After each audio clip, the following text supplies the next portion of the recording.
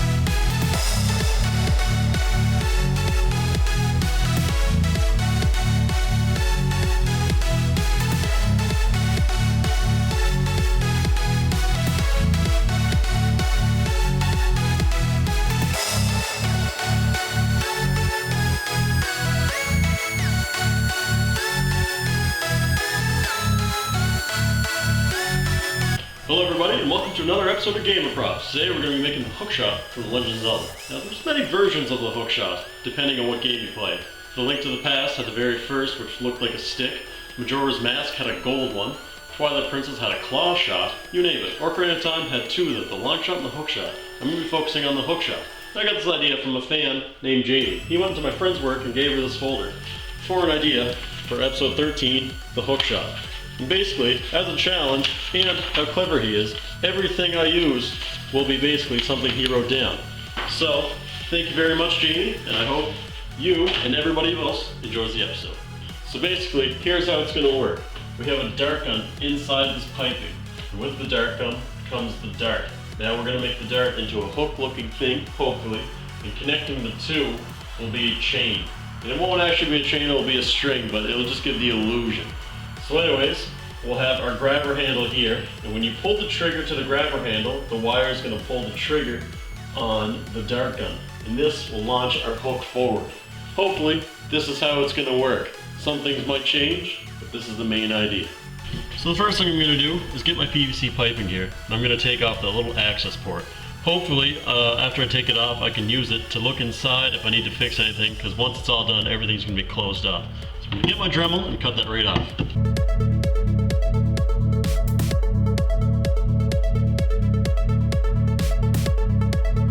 I finally cut it off, and now I'm just going to use a file and just straighten up these edges, and I might do a little bit more cutting just because I was kind of cutting blind a bit. Even though I've temporarily misplaced my screwdriver, this shouldn't be very hard.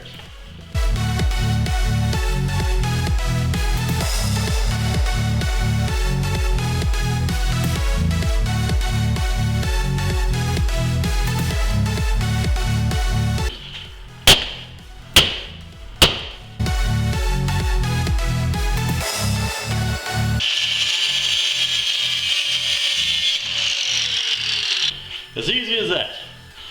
Alright, so I got this out. Now I'm just going to try and bend this wire so it goes right into the middle of this.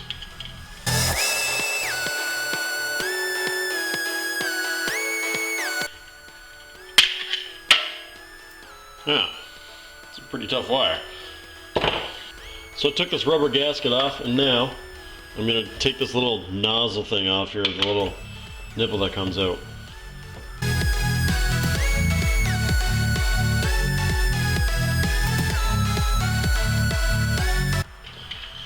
There we go, so that's cut off now.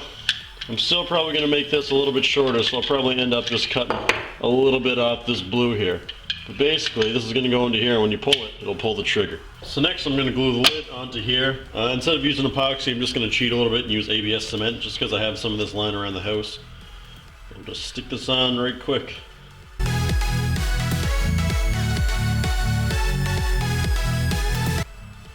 There we go. I'm gonna let that sit and dry for a little bit, and then we'll start putting the guts into it. So next off, we're gonna get our little pistol here. I got this pretty cheap when Target was going out of business there in Canada. Everything went on like 50% off, so I picked this up for this exact purpose. Anyways, we're just gonna modify it a little bit just to fit it in. So I'm gonna get my trusty dusty Dremel over here and just start cutting the little things off. This little, I don't even know what to call it, belt clip, I guess. I'm gonna leave it on, but I'm gonna take off a little bit just because right now it's too big to fit in.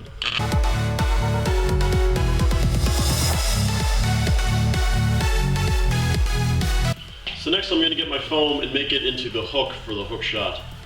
So I picked the hearts out of foam because they already have a point to them, so it kind of saves me some time in the end. But really this is some of the only thin foam I could find. But anyways, what I'm gonna do is I'm gonna measure this and just kind of make it so it's about the exact same diameter. So, you know, it's not overhanging, it's not too small.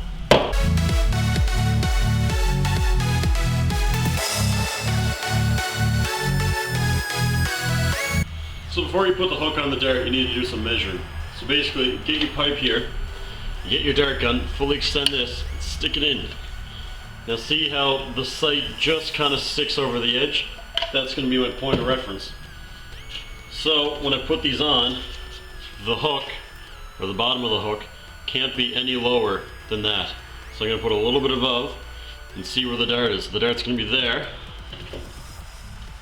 There we go. So when I build the hook, I'm going to have to put the dart right here, which means there's going to be all this access here. So what I think I'm going to do is just put a little screw in there just to give it a little bit more weight and hopefully carry it through the air.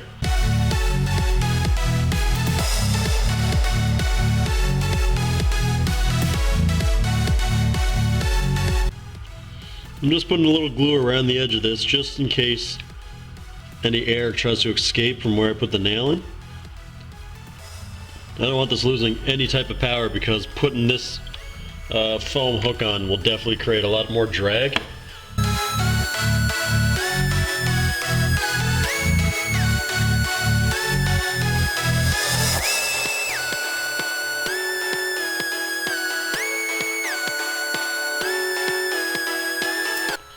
There we go. It needs a bit more work and a bit more drying. And I wasn't originally planning on having it this thin, but I think that's the only way it's going to be able to cut through the air.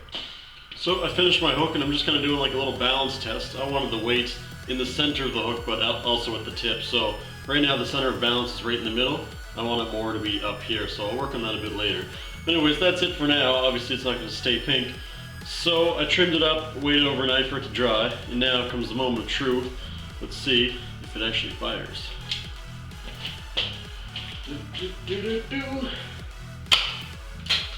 Aha! It fits! So next I'm going to get ready to paint, but before I can do that I'm just going to scuff these up a little bit just so the paint adheres to it a little better. I'm just using a 400 grit sandpaper. You could use basically anything, just nothing with too much of a grit, I guess. So I'm just going to sand these all down and give them a quick coat of paint.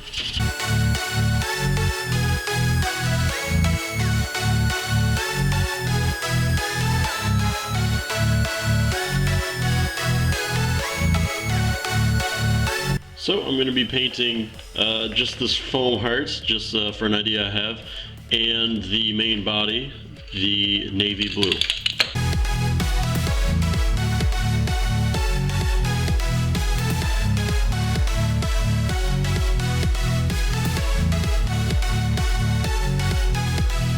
So while we're waiting for that to dry, I'm just going to get the gun here. I'm just going to drill a little hole into the trigger.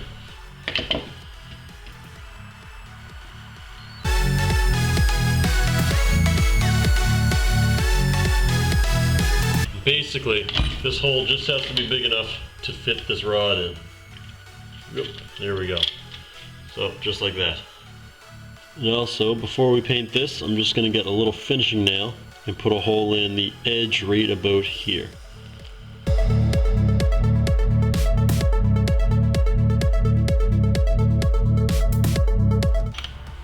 There we go. You don't want it to be too far out, you want it as close to the dart as you can. So, once you've sanded everything down and made the little holes, I taped out the rest of the dart here. But we're going to paint this all silver. I'm not going to paint the chain just yet because I realized I didn't buy enough, so I need to go out and get a few more. but these are all going to be silver. I got this cardboard tubing out of an anode rod for my water tank. You could probably find something similar in packages and everything. The kind that you would use for wrapping paper is probably too thin, so the thicker stuff's better. You could probably use PVC pipe as well.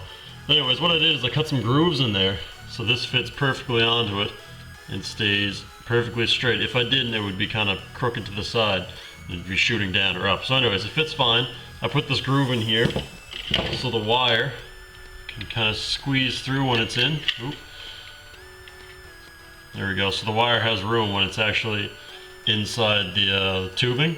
So basically what I'm going to do is I'm going to glue this on, and then I'm going to glue it into the piping. And I just need to find a way to make it stick around the edges so it doesn't move left or right. So I finally got the wire in. It took me a little bit of extra effort because I accidentally put this on before drilling a hole and putting the wire in. But basically what it did is I put a hole in the cocking hammer, the cocking handle, whatever you want to call it. For this I had to go right through the cardboard. And then put a wire on there, so now you can just pull it back via the wire. So we're getting close to the end now, so basically I'm just going to get our handle and drill a little hole right back here.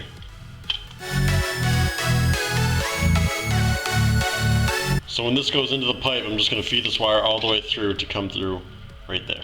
We're just going to put it all around the edge to this cardboard here.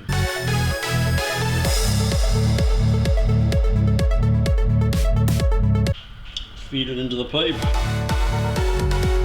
There we go. Now I'm just going to let this dry, and then once it's dry, I'll put the handle on. So while we're waiting for that to dry, I just threaded through our chain-like string here through the little hole that we made earlier. I had to make it a bit bigger. Anyways, there it is, and when that dries, I'm just going to give it a test fire and hope it works. So it's finally glued in. It took a few hours. Next, I should have done this before I glued it in again, but I didn't think of it. Anyways, I'm going to get my foam sheet here and just trace out the bottom. There we go.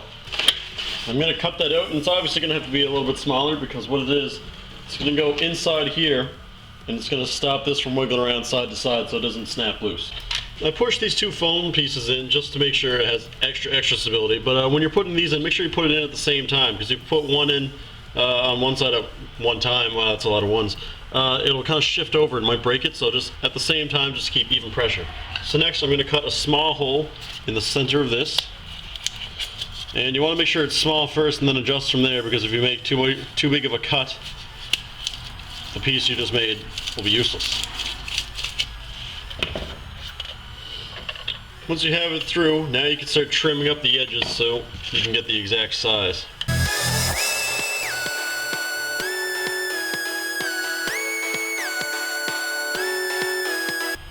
So we're almost done. The next step I like to call the double feed. We're going to feed this wire that's attached to the cocking handle through the hole that we made in the trigger handle. Next we're going to feed the steel rod into the mechanism here. Just be careful these two wires don't get tangled or else they won't work. So we're going to have to go through the little groove that we made earlier. Now when you're doing this, make sure the handle isn't back at all. If that's the case, then you're going to wire this up improperly. So anyways, I put that little hook in right through the hole we drilled originally in the trigger. Next I'm going to put a little bit of epoxy or solder on there, anything, just to keep it in the trigger, make sure it doesn't go anywhere.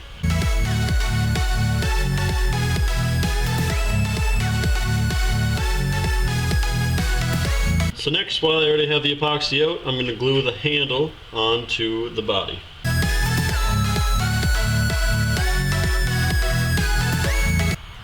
So make sure when the epoxy's in there that it doesn't drip down into the trigger mechanism. If that happens, then you probably won't be able to pull the trigger and it will ruin everything. Alright, so I skipped a few steps just because I kind of got tired of filming, but it's all very basic stuff. So basically, I put this little string onto the wire that we use on the cocking handle. I wrapped the chain around and I held the chain together with solder on the bottom here. Just because I didn't have enough to go all the way around, and if I need to tear it apart, it just easily comes off. And also that part that we painted originally with the casing here, I put into here just so it covers everything up. So anyways, to make it work, you grab the little string in here, you pull it back, you aim at your desired location, and there she goes. So, I hope you liked my tutorial, and special thanks again to Jamie for giving me the inspiration and a lot of awesome ideas for doing this. So, please subscribe, check out my other videos, and hope you have a good one.